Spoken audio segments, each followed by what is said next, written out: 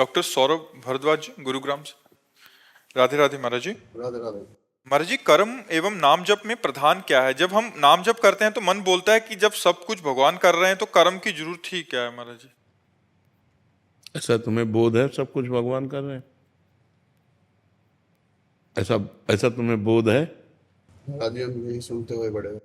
सुनना सुनना एक अलग चीज है। जैसे तुम शरीर नहीं हो, तुम शरीर नहीं हो, ये सुना है? सुना है ना?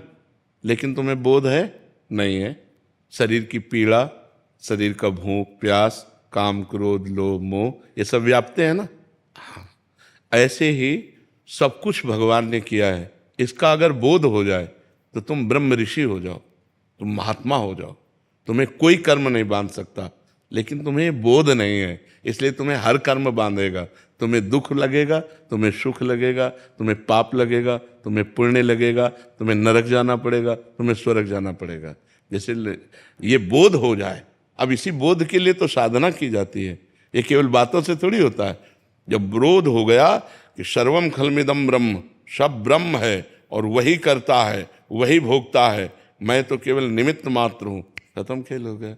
लेकिन इसका बोध नहीं है तो बात नहीं। जैसे आप डॉक्टरी कर रहे हो, लेकिन आपके पास सर्टिफिकेट है? नहीं है।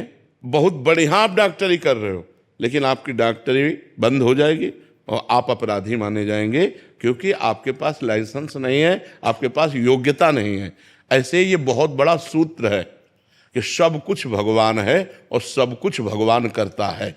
ये अंतिम सूत्र है। और जब ये अनुभव हो जाता है तो वो जीवन मुक्त हो जाता है, सारे कर्म विध्वंस उसके हो जाते हैं। पर ये अनुभव करने के लिए साधना है। बिना साधना के ऐसे सुन के तो बहुत बातें हैं, सुन के बातों से हलवा की हमने प्रक्रिया सुन ली तो हमारे क्या शरीर में पुष्टता आ जाएगी क्या? उसके लिए हमें हलवा बनाना पड़ेगा और हलवा खाना पड़ेगा और खा के पचाना पड़ेगा, तब हमारा शरीर स्वस्थ होगा। ऐसे ये ब्रह्म सूत्र है। सब कुछ करता धरता हरता एकमात्र भगवान है, भगवान के सिवा कुछ नहीं।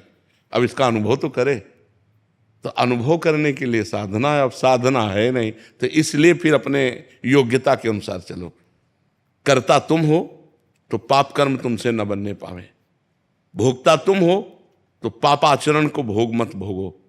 शराब मत पियो, मांस मत खाओ, पराई बहन बेटी एक तरफ गंदी दृष्टि मत करो, नाम जप करो, नहीं नरक जाओगे, दुर्गति हो जाएगी। हो रही ना? जलन होती है ना? सुख होता है ना? दुख होता है ना? नहीं होगा। जिस दिन ये अनुभव हो जाएगा सब कुछ भगवान कर रहे हैं, नहीं होगा। एक अद्भुत आनंद बना रहेगा। जिस दिन ज्ञान हो जाएगा, जिस दिन बोध हो जाएगा, जिस दिन हमें समझ जाएंगे कि भगवान की सत्ता से सब सत्ता है, मिटिया मेट कर दोगे दुख को, विपत्ति को, हर समस्या को मिटा दोगे। लेकिन अभी हर समस्या तुम्हें मिटा देगी? नहीं मिटा देगी।